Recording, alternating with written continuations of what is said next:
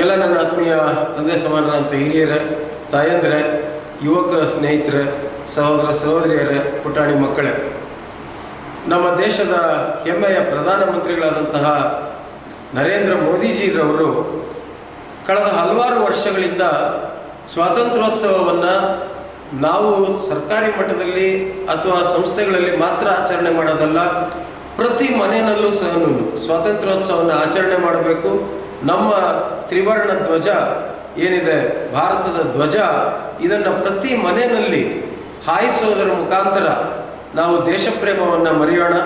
ಮತ್ತು ದೇಶಪ್ರೇಮದ ಜೊತೆಗೆ ಇವತ್ತು ಸ್ವಾತಂತ್ರ್ಯೋತ್ಸವದ ಕಾರ್ಯಕ್ರಮವನ್ನು ಯಶಸ್ವಿಯಾಗಬೇಕು ಅಂತಂದರೆ ನಮ್ಮಲ್ಲಿರ್ತಕ್ಕಂತಹ ಪ್ರತಿಯೊಬ್ಬರೂ ಸಹ ನಿಮ್ಮ ಮನೆಯ ಮೇಲೆ ಒಂದು ತ್ರಿವರ್ಣ ಧ್ವಜವನ್ನು ಹಾಯಿಸೋದರ ಮುಖಾಂತರ ಮತ್ತು ಅದಕ್ಕೆ ಗೌರವವನ್ನು ಸಲ್ಲಿಸೋದರ ಮುಖಾಂತರ ಏನು ಹರ್ ಘರ್ ತಿರಂಗ ಎಂಬತಕ್ಕಂತಹ ಒಂದು ನುಡಿಯೊಂದಿಗೆ ಹೆಮ್ಮೆಯ ಪ್ರಧಾನಮಂತ್ರಿಗಳು ಈ ಕರೆಯನ್ನು ಕೊಟ್ಟಿದ್ದಾರೆ, ಅದನ್ನು ಗೌರವಿಸೋಣ. ಪ್ರತಿಯೊಬ್ಬರೂ ಸಹ ನಾವು ನಮ್ಮ ಮನೆಯ ಮೇಲೆ ಬಾವುಟವನ್ನು ಹಾರಿಸುವುದರ ಮುಖಾಂತರ ನಮ್ಮ ಸ್ವಾತಂತ್ರ್ಯೋತ್ಸವ ದಿನಾಚರಣೆಯನ್ನು ಆಚರಣೆ ಮಾಡೋಣ ಅಂತೇಳಿ ಸವಿನಯವಾಗಿ ಪ್ರಾರ್ಥನೆಯನ್ನು ಮಾಡ್ತಾ ಇದ್ದೇನೆ.